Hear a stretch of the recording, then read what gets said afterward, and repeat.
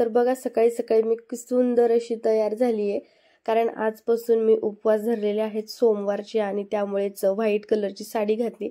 पहिलाच सोमवार आहे आणि सकाळी सकाळी महादेवाच्या पूजेसाठी मला जायचंय।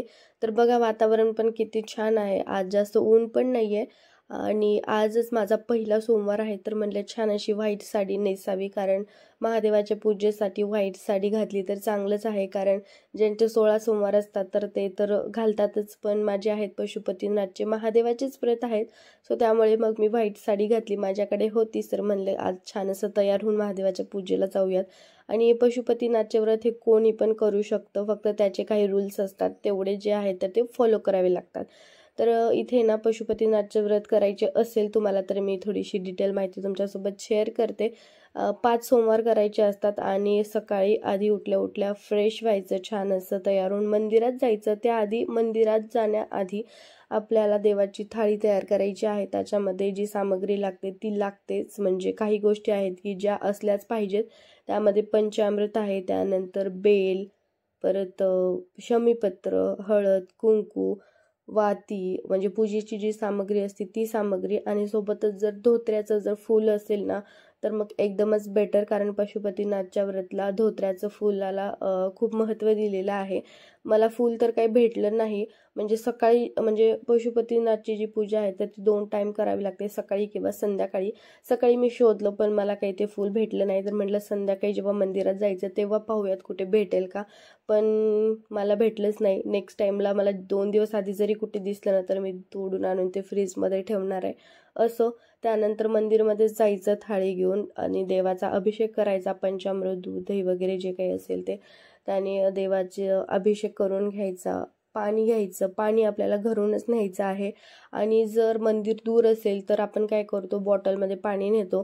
तर बॉटलमध्ये जरी पाणी नेलं तर मंदिरमध्ये जाण्याच्या आत दरवाजाच्या बाहेर बसून ते पाणी आपल्याला, आपला जो देवाचा घडवा आहे तर त्याच्यामध्ये पाणी घेऊन मगच आतमध्ये जायचं आहे।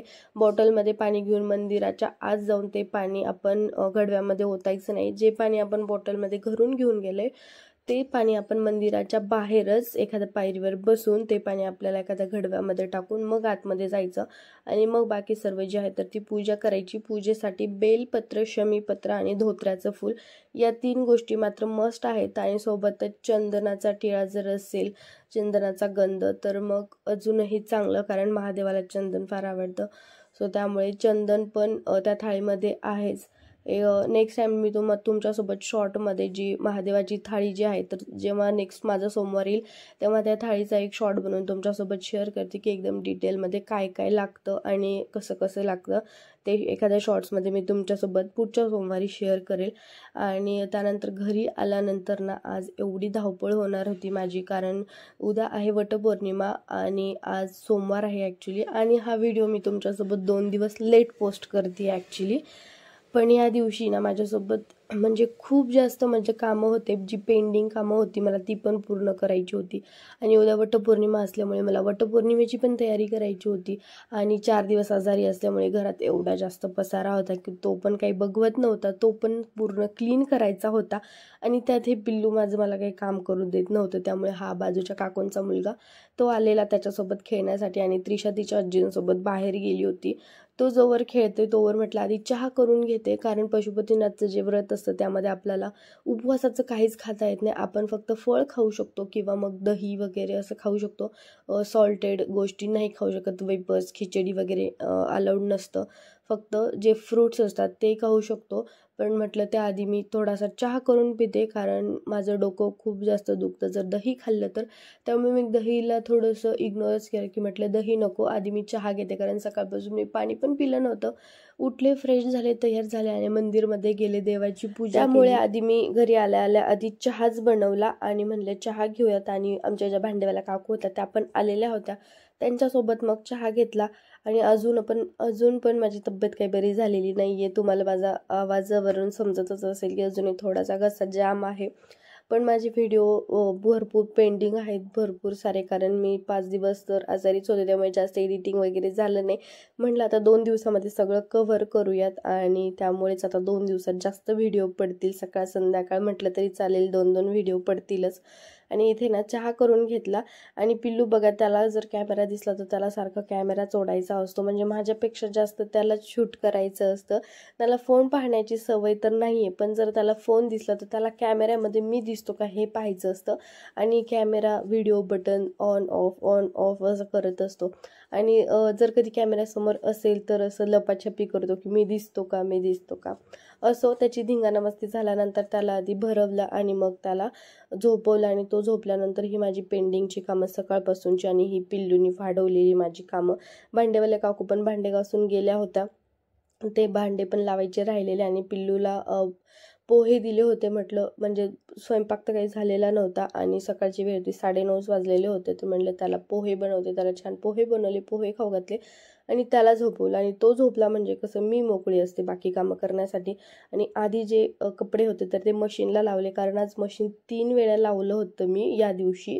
कारण आजारी असल्यापासूनचे काही कपडे होते किंवा मग त्रिशाच्या पप्पांचे भरपूर सारे कपडे होते, असे सगळे जमा केले. आणि म्हटलं आजच्या दिवशी ऊन पण जरा पडले, कारण सकाळी तर ऊन नव्हतं, दुपारी कडक ऊन पडलं. म्हटलं आज 3 वेळेस मशीन लावू आणि सगळे कपडे जे आहेत एकाच दिवशी क्लीन करून टाकू.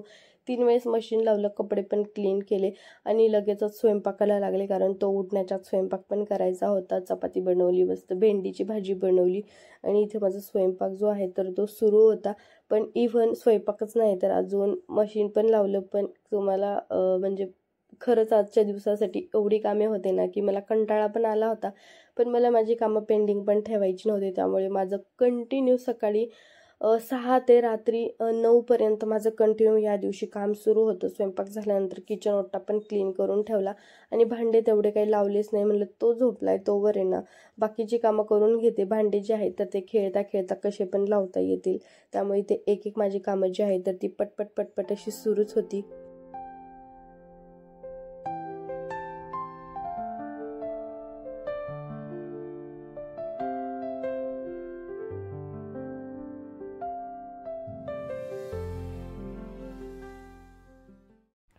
आता जवळपास 11 11:30 वाजले होते आणि मला थोडीशी भूक लागली होती. तर म्हटलं की काहीतरी खाऊया. तर मग 2 केळी घेतली, मस्त असं दूध घेतलं आणि त्याचं शिकरण बनवून मग ते खाल्लं, कारण खिचडी तर अलाउड नसते या उपवासासाठी.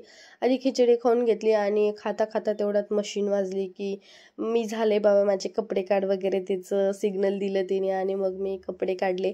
आणि कपडे मला 3 वेळेस लावायचे होते, त्यामुळे पटकन जेव्हा मशीनचा आवाज आला तेव्हा लगेचच कपडे काढले आणि दुसरे कपडे लावले त्यामध्ये. आणि मग पाहिलं तर गॅलरीमध्ये ऊन पण नव्हतं आणि कपडे जास्त होते आणि जागा मला ॲडजस्ट करायची होती, त्यामुळे सावलीमध्येच काही कपडे जे होते ते टाकून दिले. वाळतील तसे वाळतील दिवसभरामध्ये, भलेही ते एक दिवस काय तिथे ठेवता येईना, पण सगळे कपडे जे आहेत तर ते मला आजच क्लीन करायचे होते.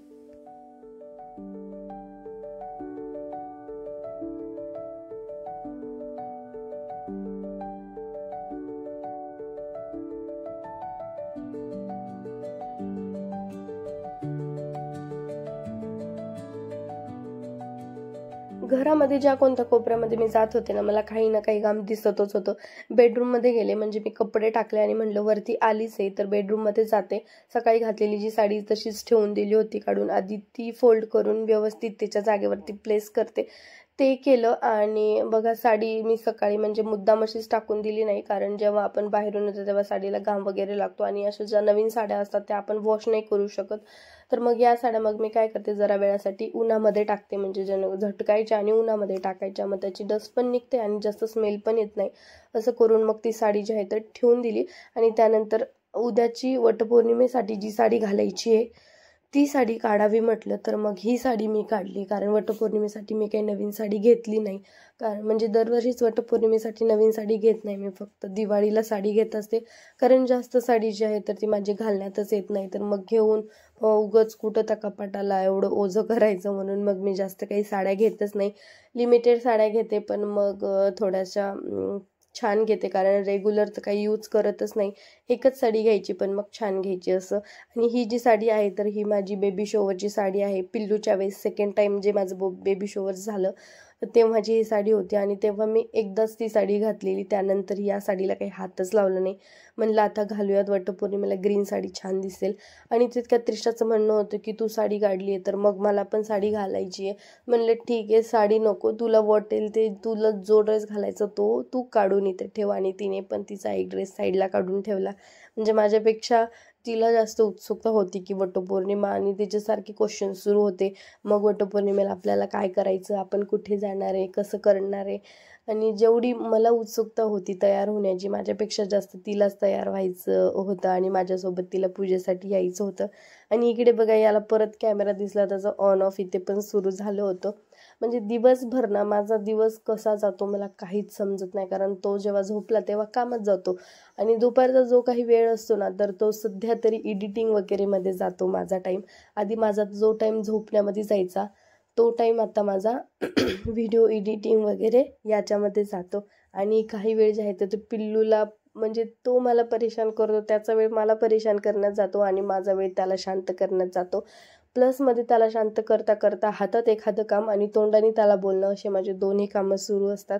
असो, संध्याकाळी जेव्हा हे असतं पशुपतीनाथचं व्रत, तर तेव्हा संध्याकाळी पण मंदिरात जावं लागतं 6:30च्या आत.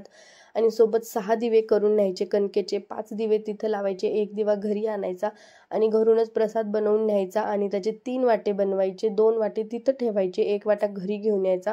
आणि जो दिवा आपण घरी घेऊन आले तो आपण एंट्री करताना मंदिरातून जेव्हा आपण घरी येऊ तेव्हा घरी येताना जी उजवी साईड असेल आपल्या दरवाजाची, त्या उजव्या साईडला तो दिवा लावायचा. आणि जी काही आपली इच्छा वगैरे असेल तर ती तिथे आपण प्रे करायची आणि त्यानंतर घरामध्ये एंट्री करायची आहे. आणि संध्याकाळी मंदिरमध्ये पूजा नाही केली तरी चालते, एक फूल व्हा आणि देवाचं दर्शन घ्या, दॅट्स इट. आणि आरती जी आहे तर ती सकाळीच करून घ्यायची. सकाळी मंदिरात जेव्हा आपण जातो पूजा वगैरे करतो तर तेव्हा आपण देवाची जी आहे तर ती आरती करून घ्यायची.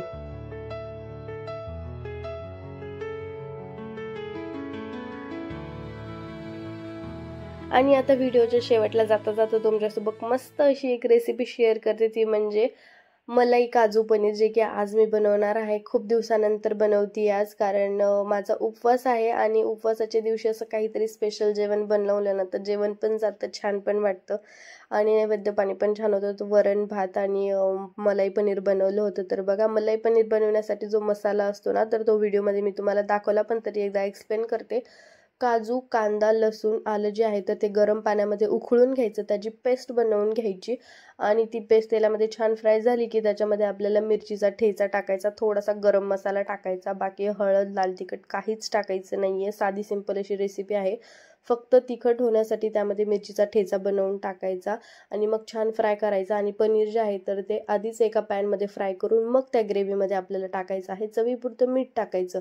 बघा, फक्त काजू, कांदा, लसूण, आलं, बस, दॅट्स इट. याची ग्रेव्ही बनवायची. आणि त्याच्यानंतर त्यामध्ये ॲड होणार आहे तो म्हणजे फक्त गरम मसाला आणि मिरचीचा ठेचा, एवढंच ॲड करायचं आहे आपल्याला त्यामध्ये. आणि दुसरी गोष्ट, मिरची जी आहे तर ती आपल्याला मसाला दळते वेळेस दळायची नाही आहे. कांदा आणि काजूची जी ग्रेव्ही आहे तर ती वेगळी बारीक करायची आणि त्यानंतर मिरच्या ज्या आहेत तर त्या वेगळ्या बारीक करायच्या. आणि त्यानंतर ते तेलामध्ये सगळं फ्राय झालं की त्याच्यामध्ये पनीर फ्राय केलेलं टाकायचं आणि हवं तेवढं पाणी टाकायचं क्वांटिटीमध्ये. बाकी कुठलाही मसाला यामध्ये ॲड करायचा नाही. आणि जरी भाजीची रेसिपी सिंपल जरी असली ना तर खायला एवढी टेस्टी लागते ना की खरंच एकदा नक्की ट्राय करा. आणि याच्यामध्ये तुम्हाला हवी असेल तर तुम्ही मलाई पण ॲड करू शकता, पण माझा घसा जाम आहे, अजून जास्त त्रास होईल, त्यामुळे मग मलाई, क्रीम, पनीर, बटर वगैरे, बटर थोडंसं टाकलं पण जास्त काही मलाई वगैरे मी टाकली नाही, पण तुम्ही टाकू शकता, त्याने पण टेस्ट खूप छान येते. जेव्हा याच्या आधी बनवली होती तेव्हा मी क्रीम वगैरे टाकली होती, पण आता सध्या मी पण आजारी आहे, घरामध्ये आम्ही 2-3 जण तर आजारी आहोतच, त्यामुळे साधी सिंपल अशी बनवली. जास्त काही तूप वगैरे पण मी जास्त इथे यूज केलेलं नव्हतं. आणि पटपट स्वयंपाक करून घेतला आणि पिल्लूला त्याच्या पप्पांसोबत बाहेर पाठवलं होतं, कारण त्याने आज खरंच सकाळपासून माझे नाकी नऊ आणले होते. त्यामुळे आज संध्याकाळी म्हटलं जरा रिलॅक्समध्ये स्वयंपाक करते, पण कसलं रिलॅक्स, त्याला पाठवलं आणि तो यायच्या आधी जो आहे स्वयंपाक करायचा असतो, त्यामुळे मग स्वयंपाक करून घेतला, किचन ओटा आवरला आणि त्यानंतर आठवली की अरे यार मी कुकर तर ओपन केलंच नाही, कारण वरण फोडणी द्यायचं राहिलं होतं. त्यामुळे मग परत की कुकर ओपन केलं, वरण फोडणी दिलं आणि परत एकदा किचन ओटा क्लीन करून घेतला. आणि जेवणाच्या आधीच किचन ओटा क्लीन करून घेतला, कारण त्रिशाचे पप्पा वगैरे सगळे ते आल्यानंतर म्हटलं की जेवण करूयात आणि घरी कोणी नाही आहे तोपर्यंत तेवढं एक एक्स्ट्राचं काम होऊन जाईल. चला मग आता इथे माझं जेवण तर रेडी आहे आणि ही जी रेसिपी शेअर केली एकदा नक्की ट्राय करा आणि ट्राय केली तर कशी झाली हे पण माझ्यासोबत नक्की एकदा तरी शेअर करा. आणि आता मी जेवण करते. आपण भेटूया नेक्स्ट व्लॉगमध्ये. माझा व्हिडिओ तुम्हाला कसा वाटला मला नक्की कमेंट करून सांगा. आपण भेटूयातच नेक्स्ट व्लॉगमध्ये. तोपर्यंत बाय बाय.